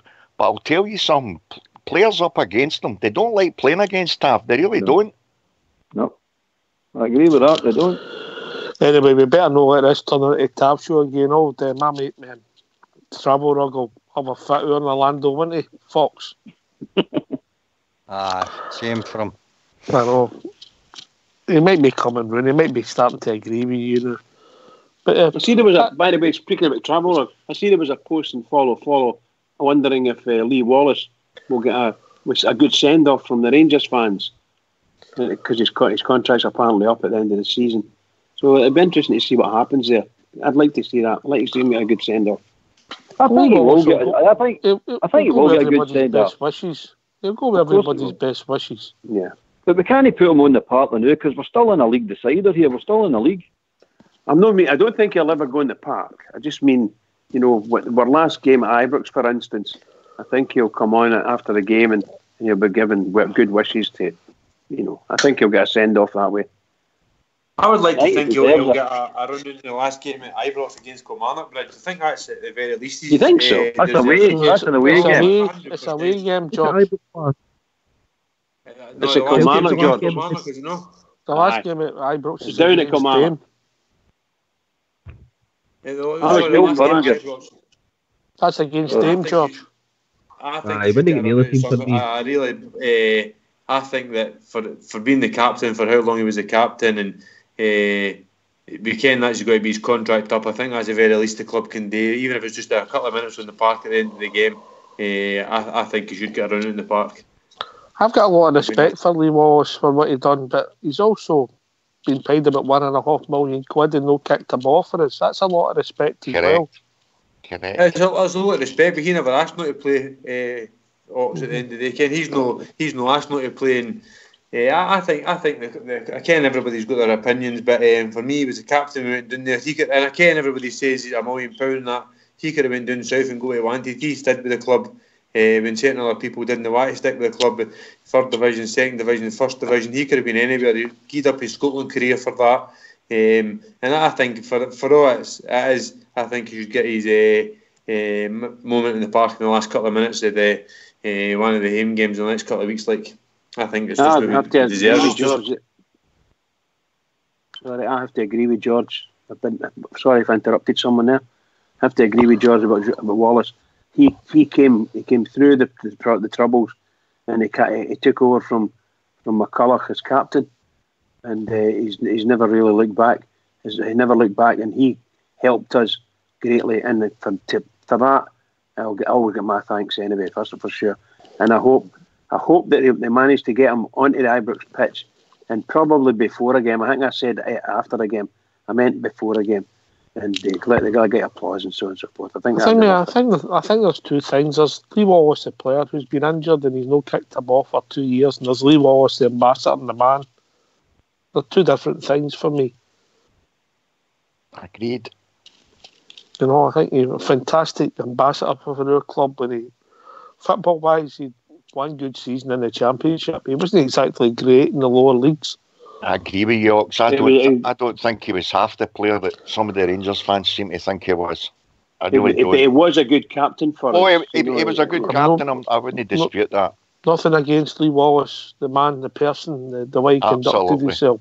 Absolutely. I think you're right, Ox. I think you should get appreciative. And I don't think as a Rangers fan I'll say a bad word against the man. No, I mean, I really don't. But what I think he did do and blotted his copybook was he backed Tarang's side at Hampden that time when he took Miller's side in the restroom. And I don't know what's said. I don't think anybody knows what said that day, but it must have been bad because he's never kicked a ball since. You know what I'm saying? I don't know. I think he just backed Tarang's side, mate. I really do. If he'd have just done what he normally done and kept his head cool, sort of try to be a peacemaker, he'd have been fine. But who knows what he was saying in there? That'll never be told, that one. But it must have been bad. Everybody said the same about Barry Ferguson. When Barry Ferguson wasn't happy about getting beat after them. I mean, Lee Wallace came out and said what he felt. I'm not getting in there because it's a thing. But I think Lee Wallace was right. No one to get beat after them in a final or a semi-final, and then his word. I mean, everyone has his own ears or door say about Murray and how he conducted himself. And me personally, I didn't think he even acted like a manager. I don't care about anybody says, "Oh, he done us a favour." Never done me a favour taking over the Rangers job. I think Lee Wallace and Kenny Miller were right in what they said. It's no alright or 1-0 or 2-0 against them. We should be fighting against them right to the very last minute. That's what I think Lee Wallace says, and that's why I think.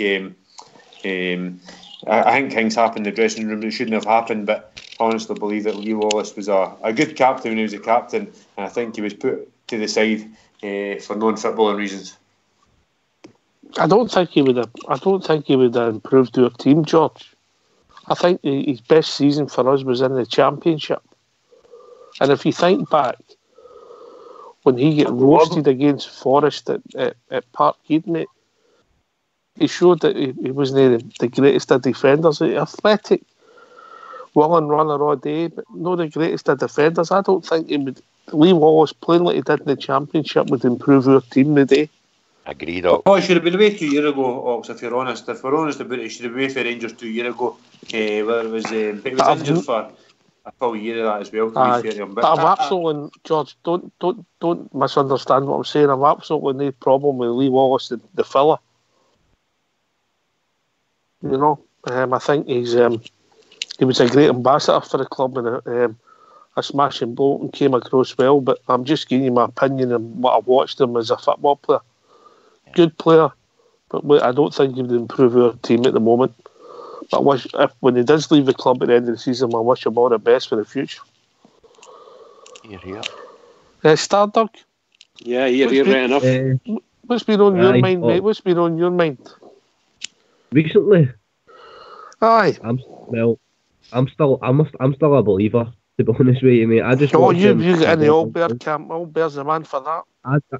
I just watched them draw 0-0 with Livingston at home, and honestly, they're rotten. And I don't know. I've just a weird feeling about me the past couple of weeks. So I've had a strange feeling. I don't know. It's weird because I still think we're in it. They still think we're in it, and I've already counted the Ibrox game. We're already beating them at Ibrox in my mind. I'm hoping that Hibs and Aberdeen can take points after them and all. What is it? We need 3 draws and a defeat for them or something like that. You're for me, Stardog. I'm with you, mate. You're with me. Tell me, mate, I've just got a feeling inside me. Dream on, guys. They two are on the Stardust. I've got 20 quid on the Rangers to win the league. I know, but money's nothing to you. Better man than me. Oh, is it? I'm loaded. I'll give you that. I'm loaded. Aye. Overall, I'm happy with the season through, and I'm looking forward to getting into a good pre-season. Got a couple of key quality players, not quantity, quality players in to build on about the decent core we've got, because we have got a good core to get out next year and just build through there. But I'm happy with the season all in, and I'm happy with Gerrard, happy with everything. We just need to keep winning at the end of the season. We just need to do our job.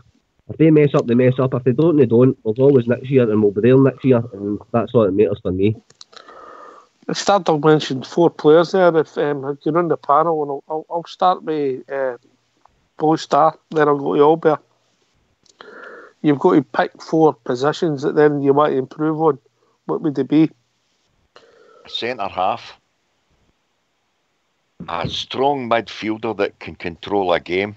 What mould? I'm not saying you can get them, but what mould for the past are we talking about? Are you talking about? A Barry Ferguson in midfield, without a shadow of a doubt. Anyone, a dozen centre half slots. I've got a funny feeling that Barry Ferguson's one of your favourites. Just a feeling I get. Of course, just a feeling I get. Great player for us. Like Bridgman, and I don't think anybody can disagree. We need a right, strong centre half. Somebody that's going to command and win all the balls in the air and be strong in the ground. Worrell certainly wasn't the answer for me, although to be fair to the guy's done all right for us. Katic and Goldson started off great for us, but maybe he's just a bit young. Maybe with another year's experience, the two of them will be good again. I don't know, but we certainly need cover anyway. So we would need another centre half, a midfield general that can control a game. Somebody in that kind of, call it the number 10 role. And again, we don't know what's going to happen way up front. If Alfredo goes, obviously we're going to need a good gen up front. So that would be my 4 Ox. All right. Albert, then Bridgman.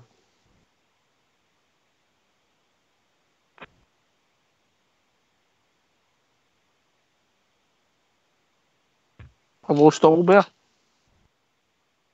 You still there, Albert? Maybe he's dropped I'm here. I'm here. I was awake counting his money, Bridge.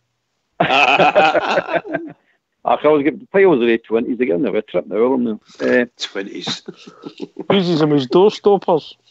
I use them like my cigars. No, anyway, no. It was at George there. It was saying that right down the middle of the spine of the team. Blue Star, right? Blue Star. Sorry, Blue. He's right. Centre half, good midfielder, and a number 10. The number 10 I was thinking about. I don't know many I've seen him. The wee boy that plays with Leeds, the wee Mexican boy that plays with Leeds. I think Hernandez is his name. He's absolutely outstanding, man. What a player he is. I'm saying that's the player I want as a number 10. A Mexican number 10 playmaker. Sounds familiar. Pena. Carlos Pena. Aye. Get him back, aye. All right. But I don't know. I I couldn't name a centre No, half. but I I'm just couldn't talking name a about midfielder. positions you want improved. Aye. All right, okay. Spine of the team. All right. Yeah. Bridgeman, then George, then Fox. Much the same as the guys are saying. The spine of the team is obvious, but I think we desperately need a left-sided central defender. If we could find, for instance, if we were lucky enough to find a defensive pairing that's already up and running, then I would be quite keen on that. But a defensive central defender, the boy like Jake Cooper, that boy of Millwall, I quite like someone like that.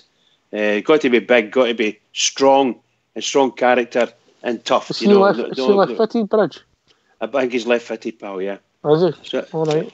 Right. So that's what I'm looking for there. Midfield, I agree with the boys there when they said you need a really good controlling midfielder, someone that can play the ball, a Barry Ferguson type of person. And I do agree we definitely need a sort of an attacking midfielder, a number 10, as they say. I don't know who he would go for there. I bow to Albert when he's saying that boy, the Mexican. I don't know any of these guys, so forgive me. I've never seen them. But that's who I would go for. Now, that's only 3, because I don't know who else we would want. Do we need a striker? If we're going to lose Morelos, we will need a striker, and that's for sure. I think if we lose Morelos, that'll be 5 we need, if that makes any sense, yeah. Because I think, if you're accepting that the manager doesn't fancy a laugh at it, you can't get through the whole campaign with just 2 forwards, you know. Yeah, right, absolutely right. All right, Stardog, then Fox. Right, listen to this. I think we're getting James Milner in the summer. You were listening to the show last night, weren't you? No. Well, you need to listen to the archives. That's yesterday's news, that. Is it? Aye, isn't it? Poster. I've seen this all season. Yeah, well, the story I got was... He done in the season, and I know he's a free agent this summer. Yeah, that's a question then on that. Is he still playing with Liverpool? Yep. Aye. So hold on a second. He's still playing the Liverpool first team. And we're going to pick him up on a free at the end of this season. Wow, that'll be a miracle. That'll be a miracle. His contract's up. I know his contract's up. I'm saying that. But he's going to sign for Rangers. Aye, because Albert's going to pay his wages. No, I'm stunned at that. Stunned at it. When you go. James Milner has played with 4 or 5 top half table teams in that Premier League. He's a bit on the same page as Default. He's achieved everything. See if Liverpool going to have a good season, see if they win the Premier League this year and they go on a good Champions League run, he's really achieved all he has to achieve in English football. And at his age, 34 I think he is, a free agent, he's in there with Gerrard. You know, I think Default was saying to him, listen, come on up here for a dash. That's going to happen. That's your midfield general, the now. And he is still on top of his game, because him and Jordan Henderson, they're 2 big game players for Liverpool, the now. And James Milner's a performer for them. And I've been saying this for earlier on, because he did an interview earlier on in the season, and he said he would fancy it up here, and he specifically said that. And I know he's a free agent in the summer, and I think we'll get him, honestly. You need to listen to last night's archives. I'm going to go back and I'll listen to it after this is finished, like. Well, you're feeding one of the wings. Right, who's your other players? I think we need a right attacking midfielder. I don't know who, because I don't really have any names on my head, but I just think we need a near right-sided player, because Candy's era season isn't good enough. I don't think. Somebody was on here the other night saying 1 in every 5 games. Like, it wasn't far off like the average. Like, it is a bit right. I just think we need something more consistent. I think Scott Arfield done enough. He's done enough era season playing in the number 10 position to warrant an air chance up there, getting closer to the striker next year, who I believe will be Morelos. Something's telling me we'll keep Ryan Kent. So I think your midfield general, your right player, an air centre back, and I would like an established left back as well. Somebody that's not going to put out tackles and not be injured half the season. He's been reading my script, this boy. I'm at school. You're a clever lad. You've been hacked, Foxy. You've been hacked. Aye, you're a clever lad, Stardom. In you come, Fox. Who's yours? On you go, mate. Well, let Stardog finish. Sorry, mate. Missed what you said there. I'm saying I know my stuff. Like I look into it a lot. I look into it a lot all through the season. Who's available? Who's no? Who Gerrard's close to? I just think it's too good to be true. I think Milner's definitely coming, but I know all I mentioned 4 players there, but I can't really think of that's fine. Position. That's fine, mate. Will still be a solid core. I think it depends on what sort of system we're going to play. I like this kind of 4-2-3-1 thing. I agree with that. And for me, I would definitely be looking for 2 centre backs of better quality than we've got. Goldson and Katic to be the backup too. I'm a bit like the rest of these. I think we'll keep Ryan Kent for another year. So the front three, we've got options there with Arfield on one side. We've got Jordan Jones coming in who would be back up on one side. But this 3-1 at the front, I still believe that if Morelos stays, that he could fill in the middle of that. I would have Arfield, Morelos, and a new inside right, as I was used to call them, up there. That's the position I think we badly need filled. And I would have Jermaine Defoe in front of the 3. I think we could do well with that. I don't think we're that far away from a decent side. That's how we've only talked about 4 of you. Did you go, George? I'll look for 3 players to come in. I mean, Bridgman's saying about this big centre half. If you were to pay for 2 centre halves of better quality than Goldson, you're talking about 2 centre halves at £4 and £5 million. I think if we get 1 centre half, a midfielder, I've been saying a midfielder, a Mikel Arteta sort of guy, somebody can break up a defence. And I want another winger, another right winger. Candeias isn't the answer for me. If we can get Ryan Kent on another 6-month loan deal, or if we can come to a deal to get him, I don't know if we can actually do that. If we can get him another 6-month loan deal and a right winger, and I'd be happy with that. Centre half, a midfielder, and a right winger. That'd be my. I think we've got the makings of a good team, Ox. I really do believe that. We've just lacked a bit of guile and a bit of consistency. That's been the annoying thing about this season. It could have been so different. We just a bit of guile, a bit of consistency, and maybe a bit of know-how for the manager who's learning his trade. We've got to be fair as well. We've shot ourselves in the foot quite a lot, to be fair as well. So that's the thing. We have done. It's not that they've been great and ran away for us this season. I mean, just take last weekend, for example. I thought we were the better team. If I'm honest, I genuinely did think we were the better team. Put it this way, George, we definitely didn't deserve to get beat. No, well, that's the thing, Ox. And there's a 3-point swing there. There's another 3-point swing there. Go across to this weekend, they drop points. And we win again, Ken, same as midweek. So I think we've shot ourselves in the foot quite a lot. I think we need a couple of guys in there that know how to shut teams down and win games and things. That's what I'm saying about this Arteta sort of guy, Steve Davis for 5 years ago, or Pedro Mendes, one of the guys in the midfield that can break up a defence, can play that colour pass, and another right winger. Because Candeias gives you possibly a 6, possibly a good 6 every week, but I want that next guy to give you that 7, possibly 8 most weeks. A winger that's got to do that. And I don't think Candeias does that, Ox. Can I come in, Ox? Come on, you go, mate. Of course you can. I was going to say that what George is saying is absolutely right. The number of games that we've, shall we say, dropped points in, not necessarily lost, but dropped points in, because we can't close the door at the back. It's as simple as that. We can't close the door at the back, and we've been like that for quite a wee while. So hence the reason why I'm saying, in my opinion, we want a left-sided central defender. Now, everybody else has got their own ideas, but we need to be able to shut that door. We need to be able to close the games down. We get to a point where our midfield can't go on battering against 10 men or whatever. If we're one up or 2 up and we decide, right, we need to be able to just drop back and hold the game, just close the game out and that's it. But we don't do that. We seem to be incapable of doing that. That's because we don't have the players that can play that way. Ox, can I just ask you, Ox, who's this guy, Tom Eaves? Do you know anything about him? Plays with Gillingham, I believe, mate. I'm just reading on the League One.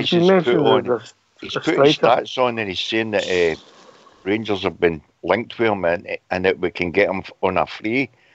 But looking at his stats seem to be pretty good. But I don't know anything about the boy, to be honest. Is that not the guy that JFK was always on about?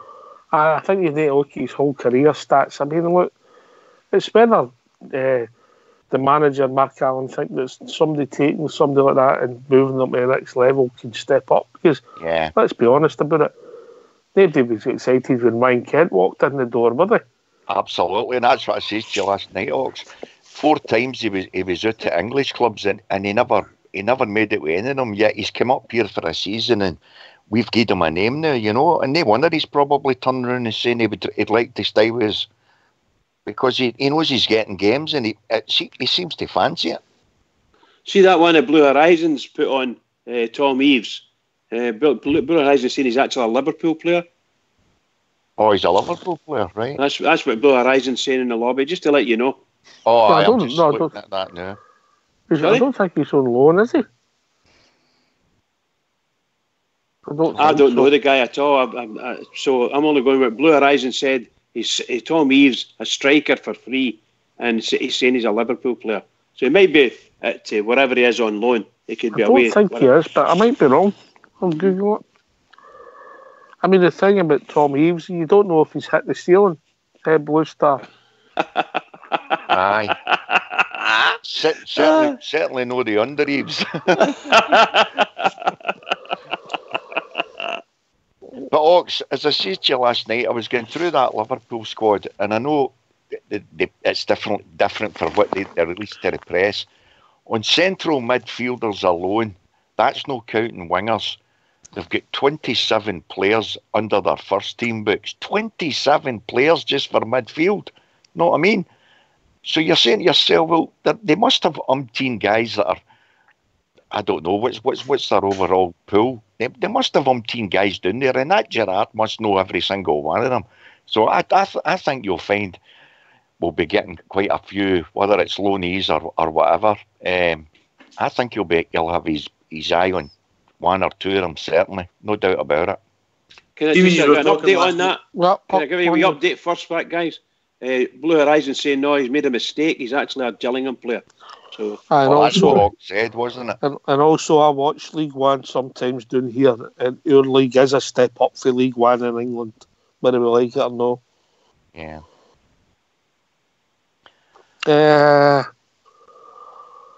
We can't just keep ourselves on Liverpool players. We need to look further afield than that, mate. I would like us to go somewhere like the Spanish league. We need a couple of more technical players. And there must be in their lower divisions, mate, young up-and-coming players there. We need some technical players on our side, and we need some height and strength into the team. They're the 2 areas for me that we lack. That's how I would like to see 2 stronger centre-halves coming in. And if we're going to play this 4-2-3-1 thing, we need centre-halves that are comfortable on the ball. And that's what we've no got at the moment. Hard to get, Fox. Not that easy, huh?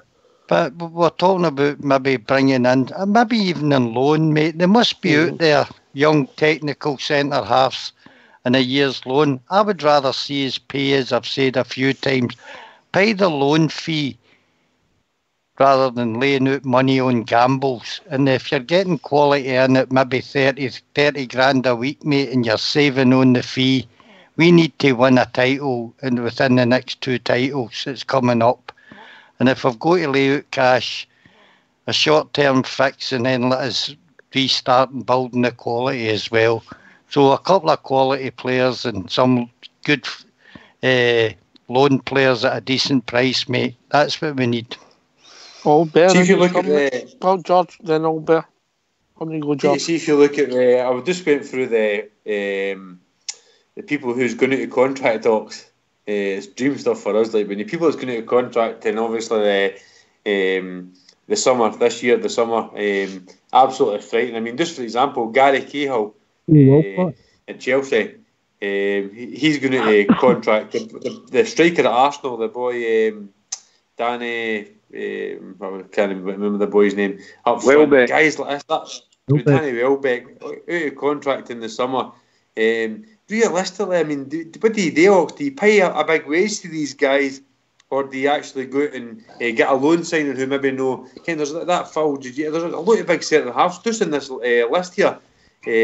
I would like to think you can maybe go out and get a couple of them, because us going out and getting guys on loan is absolutely fantastic. One I watched with Ryan Kent, and a couple of other guys have done all right for us. But I think if you're honest about it, if you can get a guy to come up here, let's be honest, like Jermaine Defoe, who's come up here, had a few games, scored a few goals now. He's actually starting to score a few goals now. I'd prefer to go down that route, Ox, than bringing a young guy up like the wee boy Ajaria, who just didn't suit it up here, didn't fancy it up here, and went away down the road 6 months later.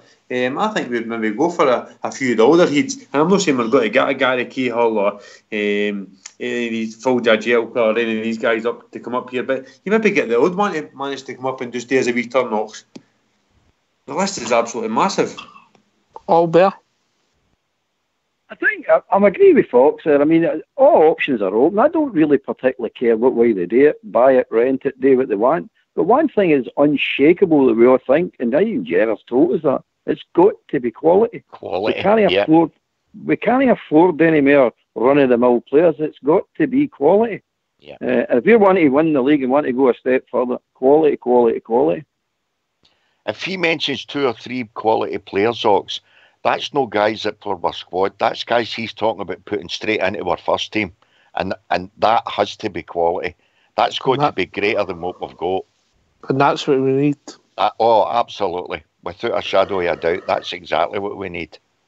Quality. Anyway, gentlemen, you'll find this hard to believe, but we've reached this time of the evening. Bridgeman?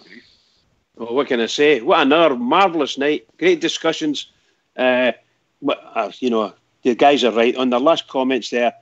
The one thing this club or our club desperately needs coming in the door is quality. We need to improve on the quality we've got, and if we do that, because we've all agreed we've got no bad wee side there, bring in guys that are a wee bit better and allows the other guys to step up, we'll do no too bad. I'm quite convinced of it. So to all the Rangers fans all over the world, particularly Rangers fans on here on Rangers Radio, every single one of us, please keep it going for the Rangers, because the Rangers really need us. Keep it going.